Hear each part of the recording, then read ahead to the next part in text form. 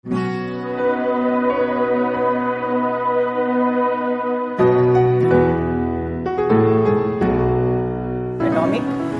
Structure यानी कि परमाणु संरचना। परमाणु संरचना ये हमको पढ़ना है ना, एटॉमिक स्ट्रक्चर। ध्यान से देखो, अब यह जो एटॉमिक स्ट्रक्चर है, परमाणु संरचना है, इसको जानने से पहले हम ये जान लें कि एटम होता क्या है। ठीक है, एटम क्या होता है। तो लगभग 1810 के आसपास, 1810 के आसपास, या कह सकते हो कि 17वीं सेंचुरी यानी कि 1700 के आसपास, जॉन डाल्टन नाम के एक साइंटिस्ट थे, जॉन डाल्टन, जिन्होंने परमाणु के बारे में एक मॉडल प्रस्तुत किया था। और परमाणु के बारे में एक थ्योरी बताते हुए, एक सिद्धांत देते हुए उन्होंने कहा था कि परमाणु को तोड़ा नहीं जा सकता है, एटम को तोड़ा नहीं जा सकता है। एटम जो है वह अनब्रेकेबल है। एटम क्या है बेटा? अनब्रेकेबल है। और उन्होंने यह भी कहा कि दुनिया में उपस्थित समस्त जितने भी सब्सटेंस हैं, पदार्थ हैं, उन पदार्थों का जो सबसे स्मॉलेस्ट यूनिट होता है, वो यूनिट कौन है बेटा? एटम। उन्होंने कह डाला लगभग 17वीं सेंचुरी, 1710-20 के आसपास, जब सभी लोग सिर्फ यही बात जानते थे कि हाँ एटम है, और एटम कुछ ऐसा है कि जो भी पदार्थ दिखाई दे रहा है, जो भी मैटर दिखाई दे रहा है, उसमें जो सबसे छोटा यूनिट होगा वह यूनिट क्या है बेटा? एटम है, परमाणु है। और ये अनब्रेकेबल है, यानी कि इसको तोड़ा नहीं जा सकता है। लेकिन और अगर पीछे जाया जाए, और पीछे अगर जाया जाए, तो और पीछे जाने पर महर्षि कणाद, कौन बेटा? महर्षि कणाद।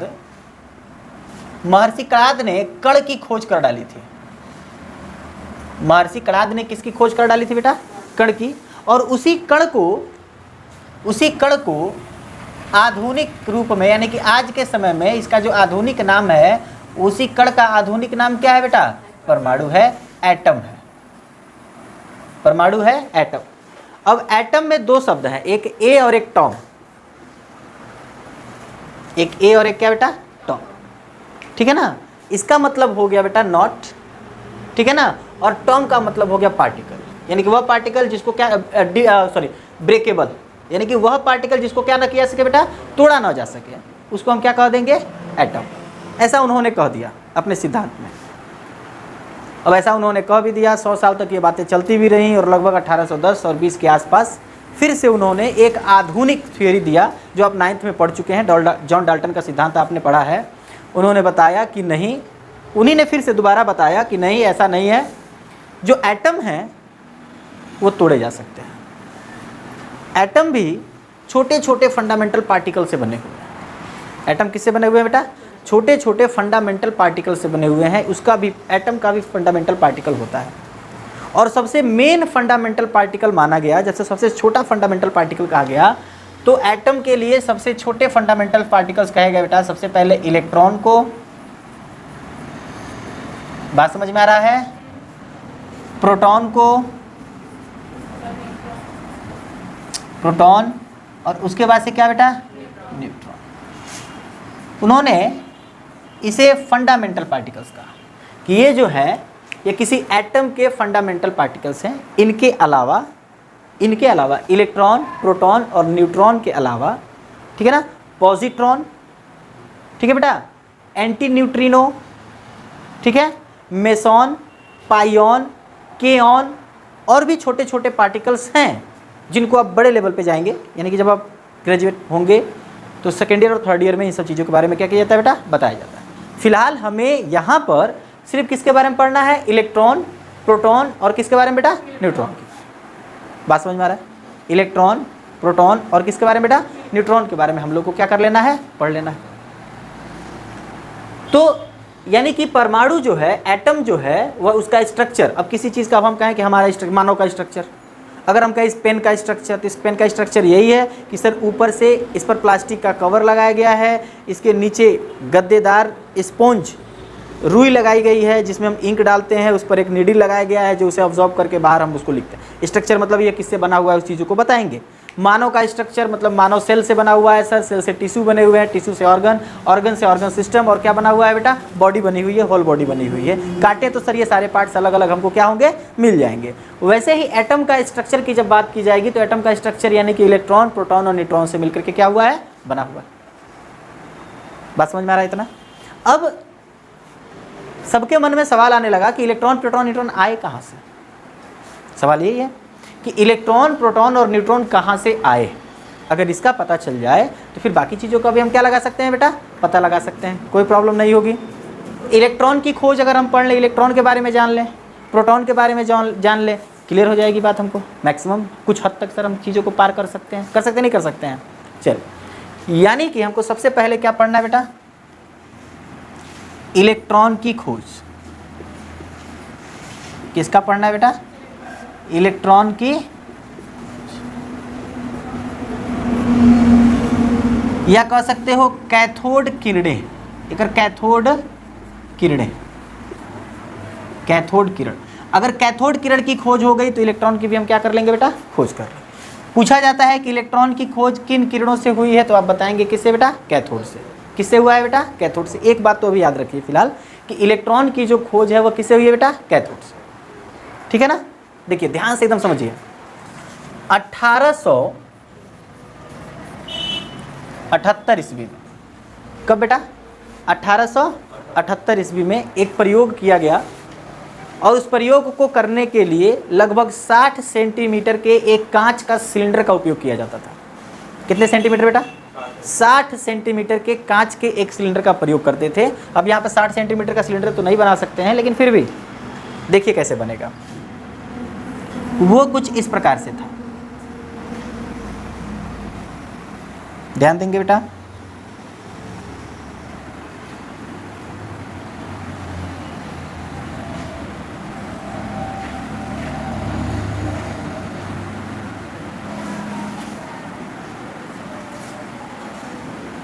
यहां से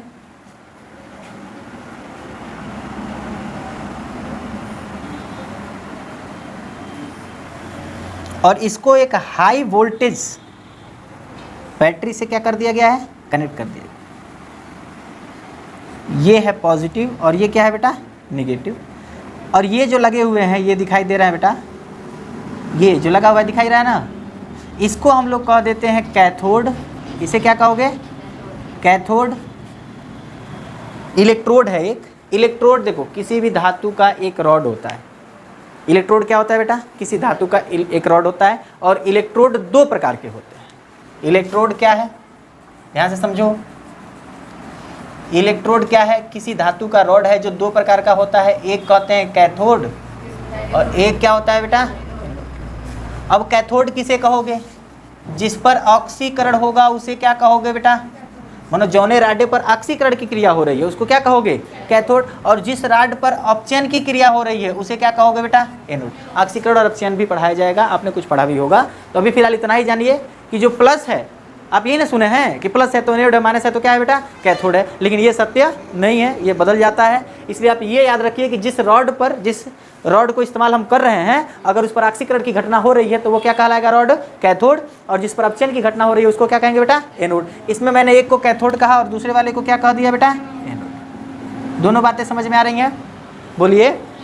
और यहाँ से देखिए, यहाँ से हम 1000 वोल्ट, लगभग 10,000, 1000 वोल्ट नहीं, लगभग 10,000 वोल्ट का विद्युत धारा हम प्रवाहित करेंगे। समझ में आ रहा है ना।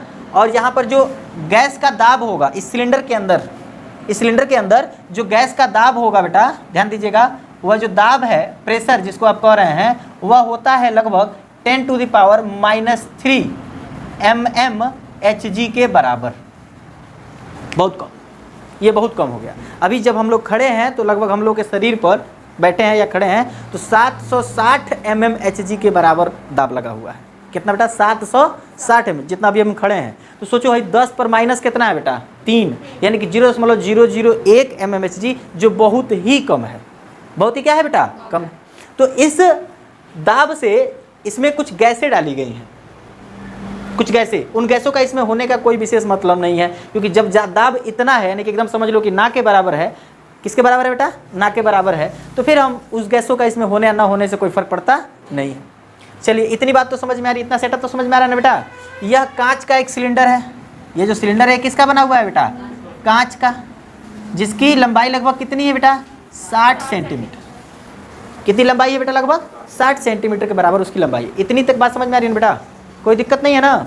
अब ध्यान से देखो, अब इसमें क्या किया गया? इन्होंने क्या किया? किसने? ये कौन कर रहा है प्रयोग? ये तो लिखवे नहीं किए, सर जे थॉमसन,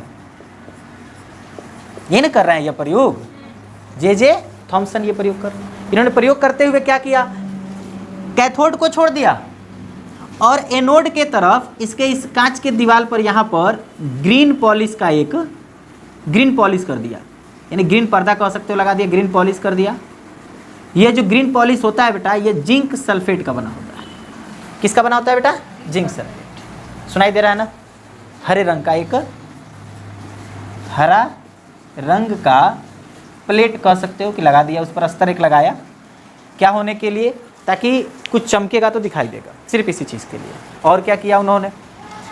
इस एनोड को उन्होंने छिद्रित कर दिया। इस एनोड को उन्होंने क्या कर दिया बेटा? छिद्र, मतलब इसमें भी थोड़ा सा स्पोर डाल दिया, छिद्र युक्त कर दिया एनोड को। एनोड को क्या कर दिया बेटा? छिद्र युक्त। बोलो बात समझ में आ रहा है? बोलो बात समझ में आ रहा है? इस एनोड को भी उन्होंने क्या कर दिया बेटा? छिद्र युक्त कर दिया। अब जब उन्होंने यहाँ से विद्युत धारा प्रवाहित किया, लगभग 10,000 वोल्ट का विद्युत धारा प्रवाहित किया, तो विद्युत धारा प्रवाहित करने से जो कैथोड था, कैथोड की तरफ से कुछ इनविजिबल, जो दिखाई नहीं दे रही हो, समझ में आ रहा है ना? इनविजिबल रेज निकले। अब मन में सवाल होगा कि सर जब दिखाई नहीं दे रहा है तो आप कैसे देख रहे हैं और बना रहे हैं? कैसे जाना गया कि हाँ वहाँ पर कोई रेज है जो इनविजिबल है? यह इनविजिबल रेज निकलता है यहाँ से, अदृश्य प्रकाश किरण, अदृश्य प्रकाश किरण यहाँ से निकला, इनविजिबल रेज है। क्या है बेटा? इनविजिबल रेज है, अदृश्य प्रकाश किरण यहाँ से निकला। अब यह जो अदृश्य प्रकाश किरण निकल रही है, तो निकल करके बहुत तेजी से जा रही है इस साइड में, यानी कि इसकी गति बहुत तेज है। बात समझ में आ रहा है बेटा? इसकी बहुत गति बहुत क्या है बेटा? तेज है। और कैसे पता चला? जब ये जा रही थी तो एनोड में जो छिद्र किए गए थे, इस छिद्र से हो करके और इस पर एक चमक उत्पन्न हो रहा था। आ गया समझ में बात? इस पर क्या चमक एक उत्पन्न क्या हो रहा था बेटा? चमक उत्पन्न हो रहा था। उस चमक से यह बात का अंदाजा लगाया गया कि इधर से कुछ रेज क्या हो रहा था? निकल रहा था, भले वो दिखाई दे नहीं रहा है। सुनो बात समझ में आ रहा है? जैसे अंधेरे कमरे में अगर हम बल्ब जलाते हैं तो बल्ब जलता हुआ दिखाई दे रहा है, लेकिन उससे निकलने वाली रेज दिखाई दे रही हैं? नहीं दिखाई दे रही है। बस फिर कहाँ से दिखाई दे रहा है कि कैसे जान रहे हैं कि लाइट है? कि हम जिस वस्तु को देखना चाहते हैं वो वस्तु में क्या हो रही है बेटा? यानी कि वहाँ पर टकरा रही है, तब ना दिख रहा है। जब तक उस वस्तु पर टकराएगा नहीं, कोई वस्तु दिखाई देगा नहीं। प्रकाश अगर नहीं टकराएगा तो नहीं दिखाई देगा। बोलो बात समझ में आ रहा है इतना? तो यहाँ भी वैसे ही हुआ, इस पर एक रेज टकराया, उस रेज से एक प्रतिदीप्ति उत्पन्न हुई। उस रेज से क्या उत्पन्न हुई बेटा? एक प्रतिदीप्ति उत्पन्न हुई। और उस प्रतिदीप्ति से हमको पता लगा कि यहाँ से कुछ इनविजिबल रेज क्या हो रहे हैं बेटा? जा रहे हैं। और उन्हीं रेज को इनविजिबल रेज को हमने कैथोड रेज कहा। क्या कहा बेटा? Cathode rays. देखो कैथोड रेज मिल गया कि नहीं मिल गया? कैथोड किरण की ना खोज कर रहे थे हम। कैथोड किरण मिला बेटा? प्रयोग समझ में आ रहा है? प्रयोग समझ में आ रहा है? उसी रेज को, चूंकि क्यों अब कैथोड ही कहा गया? क्योंकि कैथोड से सर आ रहा था। कहाँ से निकल रहे हैं? ये कैथोड से निकल रहे हैं, इसलिए हमने इनको क्या कह लिया? कैथोड किरण कह लिया। बोल इतना सेटअप समझ में आया है? इतना सेटअप समझ में आया है? हम क्या कर रहे हैं? हम एक फंडामेंटल पार्टिकल्स इलेक्ट्रॉन की खोज कर रहे हैं। उस फंडामेंटल पार्टिकल्स इलेक्ट्रॉन की खोज कैथोड किरण से हुई, तो कैथोड किरण को पहले खोजना पड़ेगा ना। कैथोड किरण की खोज करने के लिए जे थॉमसन ने एक प्रयोग किया, जो उन दिनों सभी लोग कर रहे थे। बड़ी क्या था? फेमस था, ट्रेंड में चल रहा था। जैसे आज के समय में मान लो कि आ गया कच्चा बादाम, तो ट्रेंड पर चल रहा है, तो सब लोग उसी पर रील बना रहे हैं, कच्चा बादाम। बात सही कि नहीं है? ट्रेंड पर, यानी कि जो चीज़ें लोग करके फेमस हो रहे हैं वही चीज़ें सब लोग करना चाहते हैं। बात सही है बेटा? वही चीज़ें सब लोग क्या करते हैं? करना चाह रहे हैं। करिए, कोई बात नहीं है। उसी तरह का ट्रेंड उस समय भी था। इसी सिलेंडर में सब लोग प्रयोग कर रहे थे। इन्होंने भी कर डाला, जे थॉमसन ने भी। तो सिलेंडर कितना सेंटीमीटर का लिया उन्होंने? किसका बना हुआ था? Very good. उसके दोनों तरफ उन्होंने क्या लगा दिया? इलेक्ट्रोड। क्या लगाया? इलेक्ट्रोड कितने प्रकार के होते हैं? 2 प्रकार के। कौन कौन? कैथोड किसे कहते हैं? जिस पर ऑक्सीकरण होगा। एनोड किसे कहेंगे? जिस पर अपचयन होगा। बहुत अच्छी बात है। और उन्हें दोनों इलेक्ट्रोडों को किससे जोड़ दिया? लगभग 10,000 वोल्ट के एक बैटरी से। क्या कर दिया उन्होंने? बैटरी मतलब जो भी है इलेक्ट्रिक सोर्स जो है, उन्होंने 10,000 वोल्ट वहाँ से डाला था कि 10,000 वोल्ट रहेगा, बहुत ज़्यादा इलेक्ट्रिसिटी है। समझ में आ रही है बात बेटा ना? तो 10,000 वोल्ट इलेक्ट्रिसिटी डाली गई तो हमको क्या मिला बेटा? कैथोड से कुछ इनविजिबल रेज निकल रहे थे, जो रेज जाकर के एनोड के अपोजिट डायरेक्शन में चमक रहे थे। एनोड के पीछे जाकर के क्या हो रहे थे बेटा? चमक रहे थे। और जब चमक रहे थे तो हमें पता चला कि इनविजिबल रेज है, चूंकि कैथोड से निकल के आ रहा था, इसीलिए इसको हमने क्या कह दिया बेटा? कैथोड रेज या कैथोड किरण। बोलो बात समझ में आ रहा है? प्रेशर को कम करने के लिए यहाँ पर हमने वैक्यूम लगाया हुआ है। क्या लगाया हुआ है बेटा? वैक्यूम, ताकि प्रेशर को हम क्या कर सकें? कम कर सकें। बार बार जितना भी प्रेशर हमको कहाँ तक लेकर के आना है? 10⁻³ mmHg तक प्रेशर को लेकर के आना है। और चीज़ समझो, देखो अगर हम इलेक्ट्रॉन के प्रॉपर्टी की बात करते हैं, किसकी बात करें बेटा? प्रॉपर्टी, ठीक है ना, यानी कि इलेक्ट्रॉन के गुण या विशेषता। इलेक्ट्रॉन की विशेषताएं कौन कौन सी हैं? सबसे पहले अगर बात करें, सबसे पहली विशेषता इसकी क्या है? तो ये धनात्मक होते हैं। अरे यार, ये क्या होते हैं बेटा? ऋणात्मक। ये क्या होते हैं बेटा? ऋणात्मक होते हैं। क्यों ऋणात्मक होते हैं? सवाल यही है ना बेटा, क्योंकि इधर एनोड लगा हुआ है, इधर क्या लगा हुआ है? एनोड पॉजिटिव चार्ज है। एनोड क्या है बेटा?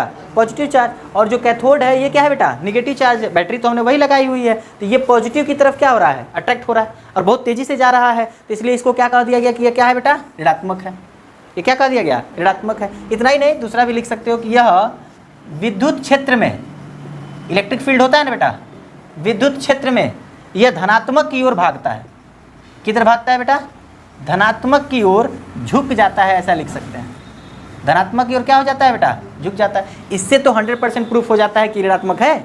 बोलिए, इलेक्ट्रिक फील्ड समझते हैं ना? अगर यहाँ से विद्युत धारा प्रवाहित हो रही है तो इसके कुछ दूरी पर इलेक्ट्रिक फील्ड होता है। समझ में आ रहा है ना? तो उस इलेक्ट्रिक फील्ड में यह किधर, अब प्लस और माइनस दोनों होंगे। प्लस और माइनस क्या होंगे बेटा? दोनों होंगे। और जब प्लस और माइनस दोनों होंगे तो वह किसकी तरफ झुक रहा है? धनात्मक की तरफ झुक रहा है। धनात्मक की तरफ जाने का मतलब क्या है? मैं ऋणात्मक हूं तभी मैं धनात्मक की ओर झुक रहा हूं। मैं धनात्मक होता तो मैं धनात्मक की ओर कभी झुकता नहीं है। Because same charges are repel to each other and different charges are attract to each other. हम ये सर पढ़ चुके हैं, क्लास 7 में हमने पढ़ा है सर। नेक्स्ट अगली चीज़ क्या है इसमें कि ये जो कैथोड रेज हैं ये सीधी लाइन में चलते हैं, सीधी रेखा में चलते हैं। कैसे प्रूफ हुआ? सीधी रेखा में चलते हैं, ठीक है ना बेटा? तो इसके लिए लगाया गया एक, सीधी लाइन में चलते हैं, इसके लिए लगाया गया बेटा ओपेक। क्या लगाया गया बेटा? एक ओपेक, बहुत ही लाइट, मतलब बहुत हल्का एक ओपेक लगाया गया। मतलब कोई एक सामग्री, कोई एक पदार्थ उसके बीच में क्या कर दिया गया? रख दिया गया। यानी कि कह सकते हो यहाँ पर एक ओपेक लगा दिया गया कुछ इस प्रकार से। बोलो बात समझ में आ रहा है? बहुत ही लाइट, बहुत ही हल्का है, ये बहुत ही हल्का है, बीच में लगा दिया गया। बीच में लगा देने पर हमको पता चला कि जब ये रेज यहाँ से होकर के गुजर रहे हैं तो इसका एक क्या बन रहा है बेटा? बोलो, प्रतिबिंब बन रहा है ना। तो परछाई बनने से ही ना पता चलता है कि वह सीधी रेखा में चल रहा है। हमारी भी परछाई बनती है, इसलिए ना हम जानते हैं, फिजिक्स में तो हमने पढ़ा है सर कि जो लाइट है वो स्ट्रेट चलता है, तो इसकी वजह से चलता है क्योंकि परछाई बन रही है। अगर नहीं चलता तो हेने से आता, हेने से जाता, फिर हेने से होकर फिर हेने से चला जाता, और हेने से आके हेतर जाता। तो ऐसा तो कोई चलने का संभावना है नहीं बेटा। आता है और टकरा करके इधर उधर चला जाता है, इसलिए हमारी परछाई क्या होती है? बन जाती है। तो इसकी परछाई बन रही है, इसलिए यह प्रूफ होता है कि ये कौन सी रेखा में चलता है बेटा? सीधी रेखा में। अगली चीज़, एक और चीज़ समझना है हम लोगों को। क्या समझना है? ये कणों से बने हुए हैं। किससे बने हुए बेटा? कणों से बने हुए हैं, यानी कि इनमें पार्टिकल्स हैं। कहोगे रेज है और इसमें पार्टिकल्स है, इसका क्या मतलब? रेज है और इसमें क्या है बेटा? पार्टिकल्स है, इसका क्या मतलब है? ये तो रेज था ना, ये तो किरण है, और किरण में पार्टिकल की बात हो रही है, कण की बात हो रही है कि कण इसमें पाया जाता है। तो वो कण किस प्रकार से पाया जाता है? ध्यान से समझिए। यहां पर इसको हटा दो, यहां पर एक पैडल रख दिया गया बेटा, पैडल जो घूम सके, व्हील, समझ रहे हो ना, जो घूम सके, ऐसे पैडल को रख दिया गया, जो घूम सके ऐसे पैडल को क्या कर दिया गया? ये भी बहुत हल्का था, भारी नहीं था। पैडल जैसे साइकिल होता है ना, साइकिल का पहिया है ना, उसी तरह से तो एक पैडल रख दिया गया। और फिर जब इस रेज को यहाँ से पास कराया गया, गुजारा गया, तो यह पैडल क्या हो गया बेटा? मूव हो गया। इस पैडल में मूवमेंट देखने को मिला। अच्छा पैडल में मूवमेंट देखने को मिलेगा, ये बताओ अगर टार्च जलाओगे किसी बहुत हल्की चीज़ पर तो हिल जाएगा। सोचो क्या उसमें अगर हिल रहा है या नहीं हिल रहा है तो उस पार्टिकल का पता लगाएंगे ना हम। इस तरह से जो हम लोगों पर टार्च पड़ता है तो हम लोग हिलते ही नहीं हैं। हिल जाते हो क्या? आँखी पड़ता है तो चकचोनी आ जाता है, वो अलग बात है, लेकिन शरीर पर पड़ता तो हिल जाते हो नहीं है। लेकिन इसमें मूवमेंट देखने को मिला। और जब मूवमेंट देखने को मिला मतलब कण है, रेस के तो बस की बात नहीं है। मूवमेंट वही कराएगा ना जब पार्टिकल्स होंगे, बहुत छोटे छोटे पार्टिकल्स होंगे बेटा। तो यानी कि कहा गया कि इन रेज में, कैथोड रेज में छोटे छोटे क्या थे बेटा? पार्टिकल्स थे। और इन्हीं पार्टिकल्स को जे थॉमसन ने, पार्टिकल्स माने कण ना बेटा, इन्हीं कणों को जे थॉमसन ने क्या कहा बेटा? इलेक्ट्रॉन कहा। क्या कहा बेटा? इलेक्ट्रॉन एक पार्टिकल्स हो गया कि नहीं हो गया? बोलो, एटम हो गया कि नहीं हो गया? एक उसमें कण है, उसमें कण है। क्योंकि नेगेटिव चार्ज है तो उन्होंने इसका नाम क्या दिया बेटा? इलेक्ट्रॉन। क्या नाम दिया बेटा? इलेक्ट्रॉन नाम उन्होंने रखा। और किस प्रकार से उससे खोज हुई बात समझ में आ गया हो? क्योंकि हमने प्रूफ किया कि जो रेज है, जो रेज यहाँ से इलेक्ट्रॉन की खोज में जो कैथोड रेज निकल रहे हैं यहाँ से कैथोड से, उन कैथोड रेज में कैथोड मतलब कुछ पार्टिकल्स हैं जो पैडल्स को मूव करा रहे हैं। इससे हमको पता चला, इसलिए हमने कहा कि उसमें क्या है बेटा? पार्टिकल्स हैं, तो उनको हमने इलेक्ट्रॉन कह दिया। उनको हमने क्या कह दिया बेटा? इलेक्ट्रॉन कह दिया। इलेक्ट्रॉन के बाद ध्यान से देखो, कह रहा है कि इसके बाद से यह मैग्नेटिक फील्ड में भी घूम जाता है। देखो इधर उन्होंने क्या किया कि इस साइड में भी, अब इसको हटा देना बेटा, इसको हटा दें, दूसरा समझा दें। ध्यान से देखो, इधर भी उन्होंने मैग्नेट लगाया और इधर भी उन्होंने क्या लगाया बेटा? मैग्नेट। देख रहे हो ना, दोनों साइड में उन्होंने क्या लगा दिया बेटा? मैग्नेट। और मैग्नेट में आप जानते हैं कि दो पोल होते हैं। बोलो, मैग्नेट में कुल कितने पोल होते हैं? होते हैं ना, एक नॉर्थ और एक क्या होता है बेटा? साउथ। बोलो, बात समझ में आ रहा है? नॉर्थ का मतलब सर जी पॉजिटिव पोल होगा, साउथ का मतलब सर जी कौन सा? निगेटिव। बोलो, बात समझ में आ रहा है? तो अगर मैग्नेट को घुमा करके रख दें तो साउथ और नॉर्थ बन गया कि नहीं बन गया? अगर दो मैग्नेट है और दोनों मैग्नेट को घुमा दें, अगर एक को घुमा दें अगर, तो एक का नॉर्थ बन जाएगा, दूसरे का क्या बन जाएगा? साउथ। तो एक का क्या किया? नॉर्थ वाला रखा और एक का क्या रखा बेटा? साउथ वाला। सिलेंडर के दोनों तरफ उन्होंने लगा दिया। जब रेज आए तो यह रेज किसकी ओर बेटा? नॉर्थ की ओर, नॉर्थ मैग्नेटिक एरिया की ओर क्या हो गए? वो झुक गए। अब नॉर्थ की ओर झुकने का मतलब क्या है? यानी कि सर ये तो नेगेटिव वाले हैं इसलिए पॉजिटिव की ओर अट्रैक्ट हो गए हैं।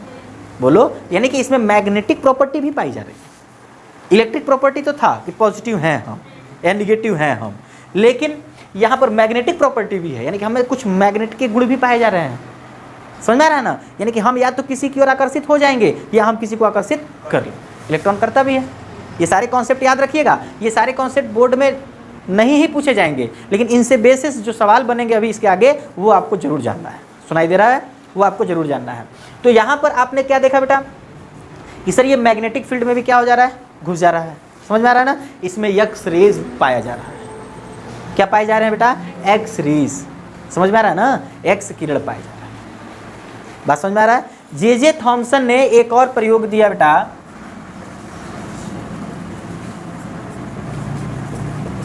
जे थॉमसन ने एक प्रयोग किया E/m, यानी कि चार्ज अपान मास का रेशियो दिया उन्होंने।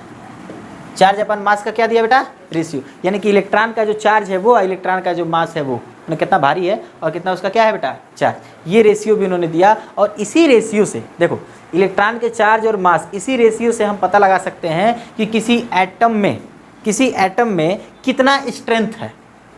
स्ट्रेंथ समझ में आ रहा है? उन्होंने कितना भारी कैसे पता लगाए हम। अब हम एक चीज़ तो पता लगाए ना कि इसमें एक चीज़ है, उसका नाम है इलेक्ट्रॉन। उसका नाम क्या है बेटा? इलेक्ट्रॉन। अभी तो हम इलेक्ट्रॉन ही खोज पाए हैं ना, ये थोड़ी ना है कि असल हम लोग तो जानते हैं प्रोटॉन होता है, न्यूट्रॉन होता है, सगरी क्यों बता दीजिए ना।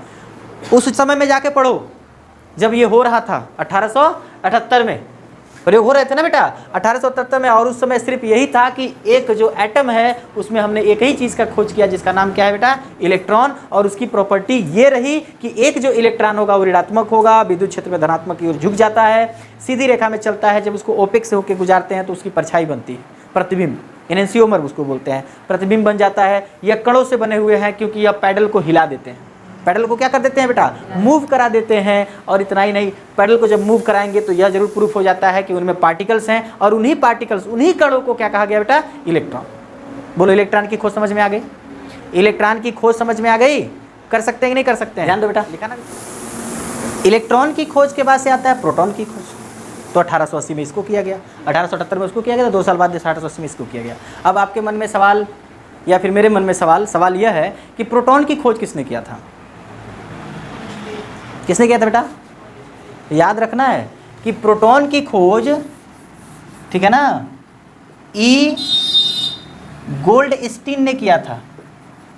ई गोल्डस्टीन, रदरफोर्ड नहीं कहिएगा, हालांकि नाम उनका भी आता है, रदरफोर्ड का भी नाम आता है, लेकिन जब आप आईआईटी और नीट के एग्जाम के लिए जाएंगे या फिर बड़े एग्जाम के लिए जाएंगे तो हमेशा एक्सेप्ट कौन वाला किया जाता है? गोल्डस्टीन वाला। तो गोल्डस्टीन याद रखिएगा, नहीं तो ईंटा पर नाचे याद कर लिए हैं, याद है?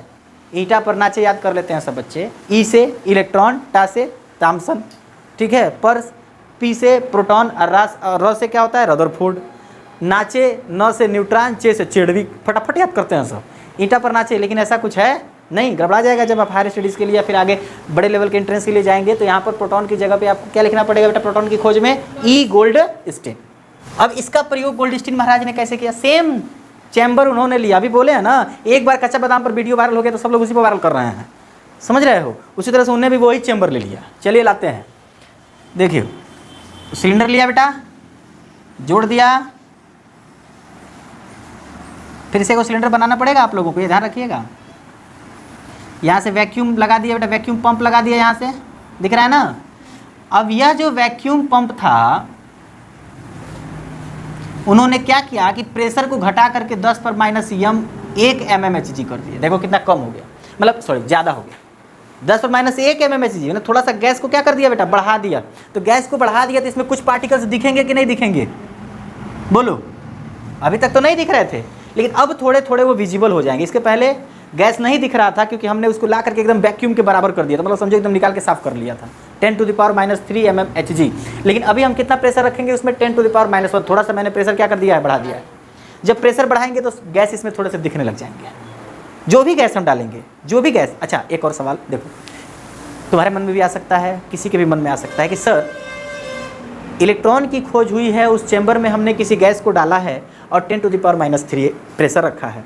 सर अगर उसमें गैस को हम चेंज करते रहें, हाइड्रोजन की जगह हीलियम रखें, जिनॉन रखें, नियॉन रख दें, अगर गैस को चेंज करें तो रिजल्ट क्या मिलेगा? तो आप हमेशा बताइएगा, गैस नहीं, गैस का पूरा सिलेंडर चेंज कर दीजिए, रिजल्ट हमेशा क्या मिलेगा बेटा? सेम। रिजल्ट हमेशा क्या मिलेगा बेटा? सेम, उसमें कोई चेंजेस नहीं आएगा। उसका प्रूफ किसने बताया बेटा? गोल्डस्टीन ने। अभी मैं बता रहा हूँ कैसे। कोई दिक्कत किसी को? बस ये समझ लिया, सिलेंडर चेंज करने से कोई फर्क पड़ेगा नहीं, गैस चेंज करने से कोई फर्क नहीं पड़ेगा। चलिए, हाँ बेटा, मिलीमीटर मरकरी। अब मरकरी काहे लिए? मरकरी काहे लिए, है ना? तो देखो एक्सप्लेनेशन तो इसका सेकेंड ईयर में है, लेकिन यहाँ भी थोड़ा सा बता सकते हैं। मरकरी वह सॉलिड है बेटा जो लिक्विड फॉर्म में रहता है। मरकरी वह सॉलिड है जो किस फॉर्म में रहता है बेटा? लिक्विड फॉर्म में, और थोड़े से प्रेशर में चढ़ने लगता है। बात समझ में आ रहा है ना? इससे प्रेशर मेजर करना बहुत क्या होता है? ईजी होता है बाकी चीज़ों के अपेक्षा। इसलिए हम उसको किस में रखते हैं बेटा? 1 mmHg। मनो मरकरी 1 mm पर कितना चढ़ा, 2 mm पर कितना, 3 mm पर कितना। बात तो समझ में आ रहा है बेटा? बस अब देखो यहाँ पर, अब यहाँ पर मैंने एनोड को थोड़ा सा तगड़ा बना दिया है, देख रहे हो? और वही 10,000 वोल्ट से जोड़ देंगे, दिखाई दे रहा है बेटा? यह एनोड है और इसको मैंने थोड़ा सा तगड़ा बना दिया है, और इलेक्ट्रोड को मैं अब पोरस बना दूंगा। इन्होंने इलेक्ट्रोड को क्या लिया था? पोरस, छिद्रित, क्या कि अब मैं इसको लूँगा। आपने इसके किया तो मैंने इससे कर लिया, अल्लाह करके जोड़ दिया। जोड़ दिया बेटा? अब देखो क्या हुआ, जब 10,000 वोल्ट यहाँ से भी गया होगा, कितना बेटा? 10,000 वोल्ट। जब 10,000 वोल्ट गया तो यहाँ से रेज निकलने क्या होगा बेटा? शुरू हो गया। लेकिन ये विजिबल थे या ये क्या थे बेटा? हाँ देखो, एक चीज़ और याद रखना है। क्या याद रखना है सर? मैं पूछूंगा कि इलेक्ट्रॉन की खोज किससे हुई थी? आप कहेंगे कैथोड किरणों से। किससे कहेंगे? कैथोड किरणें से। और फिर मैं पूछूंगा आपसे कि प्रोटॉन की खोज किससे हुई थी? प्रोटॉन की खोज किससे हुई थी? तो आप बताएंगे एनोड कैनाल किरणों से। एनोड से कौन सी किरणें निकलती हैं? कैनाल किरणें। अब कैनाल किरणें क्यों कहा गई? अब अभी देखो, अभी तुम गलती कहोगे, अगर अभी भी तुम कह रहे हो कि एनोड के कैनाल किरणें से, तो अभी भी गलती कहोगे कि गैसियस डिस्चार्ज से, जो गैस उसमें भरे हुए हैं ना, उससे तुमको क्या मिलेगा बेटा? प्रोटॉन मिलेगा, न कि किससे मिलेगा? इस कैनाल से। कैसे? मैं बता रहा हूँ, घबराने वाली बात नहीं है। देखो, अब जब यहाँ से 10,000 वोल्ट का इलेक्ट्रिसिटी जब हम पास करते हैं बेटा, तो ये इधर से इधर आना शुरू करेंगे। बोलो, चूंकि इसमें गैस है, इसमें क्या है बेटा, तो पार्टिकल इतने बड़े बड़े होंगे कि नहीं होंगे? आप समझना, गैस भी पार्टिकल से बने होते हैं। बोलो, किसी भी कोई भी गैस अगर भरे हुए हैं बेटा, तो गैस तो किसी न किसी पार्टिकल से ही ना बना हुआ होगा, ऐसा तो है नहीं कि नहीं बना हुआ होगा। तो देखो जरा, ये जो गैस के पार्टिकल्स थे ना इसमें बेटा, जब ये रेज इनसे टकराया, जब ये रेज इनसे क्या हुआ, टकराया, तो रेज टकराया तो इसमें से भी क्या निकलने शुरू हो गए, इलेक्ट्रॉन और प्रोटॉन। क्या निकलने शुरू हो गए, इलेक्ट्रॉन और प्रोटॉन, सब में से निकलने शुरू होंगे, जाहिर सी बात है बेटा। लेकिन बस इतना था कि इलेक्ट्रॉन बहुत कम थे और प्रोटॉन बहुत क्या थे बेटा, ज़्यादा। इसीलिए स्टैंडर्ड माना गया है हाइड्रोजन को। देख लो ध्यान से, किस गैस को भरना है हमको, हाइड्रोजन को, इसीलिए एक स्टैंडर्ड मान लिया गया। किसको बेटा, हाइड्रोजन को। अब चाहे तो हीलियम को भी रख सकते हैं। अब हीलियम को रखेंगे थोड़ा सा भारी हो जाएगा, क्योंकि इसका एटॉमिक मास सर जी 4 होता है। एटॉमिक मास कितना होता है, 4। हाइड्रोजन का रखेंगे तो हल्का रहेगा सर जी, 1 होता है, कोई दिक्कत नहीं है। बोलो, बात समझ में आ रहा है बेटा? तो हाइड्रोजन गैस को भरेंगे तो इलेक्ट्रॉन बहुत कम होंगे। इलेक्ट्रॉन बहुत क्या होंगे बेटा, जो बचा होगा न्यूक्लियस में वो कौन का बचा होगा, केवल मतलब उसमें जो होगा ज़्यादा से ज़्यादा क्या होगा, प्रोटॉन। तो ये पॉजिटिव चार्ज वाला इसकी तरफ मूव करना शुरू कर देगा कि नहीं शुरू करना कर देगा। ये सारे गैस के जो चैम्बर हैं, मतलब गैस के जो पार्टिकल्स हैं, वो किधर मूव करना शुरू कर देंगे बेटा, पॉजिटिव चार्ज की तरफ, निगेटिव चार्ज की तरफ। किसकी तरफ बेटा, निगेटिव चार्ज। ये कौन था, पॉजिटिव चार्ज। बात समझ में आ रहा है ना? यानी कि हमको प्रोटॉन कहाँ से मिल रहा है, बोलो, गैसेस डिफ्यूजन से मिल रहा है कि नहीं मिल रहा है? गैस जब डिस्चार्ज हो रहे हैं, गैस जब डिफ्यूज हो रहा है, तब मिल रहा है कि नहीं मिल रहा है? आखिर वही तरह रेस से मिल गया, रेस से नहीं मिला। किससे नहीं मिला बेटा, रेस से नहीं मिला। कि सर जी वही रेज आकर के गैस से टकराए तो गैस डिफ्यूज हुई और डिफ्यूजन के बाद हमको प्रोटॉन मिला, यानी कि गैसियस डिफ्यूजन से मिला। बोलो, बात समझ में आ गया? बोलो, बात समझ में आ गया बेटा? अब हाइड्रोजन को अगर बात करते हैं रखने की, देखो यहाँ ध्यान से, अगर हम हाइड्रोजन की बात कर रहे हैं तो हाइड्रोजन का एटम ये रहा और इसके एटम में केवल प्रोटॉन ही ना होगा, न्यूट्रॉन, मतलब न्यूट्रॉन की खोज तो हुक्मे नहीं की थी, तो बातें नहीं करनी है हमको सर जी। केवल प्रोटॉन की खोज अभी कर रहे हैं ना, तो हम मान लेते हैं कि कहीं ना कहीं प्रोटॉन होगा। न्यूक्लियस भी नहीं बनाते हैं क्योंकि उसका भी खोज नहीं हुआ था, कहना है तो साफ बात है कि नहीं है बेटा? तो इसमें चूंकि एक ही एटॉमिक नंबर इसका होता है, समझ में आ रहा है ना बेटा?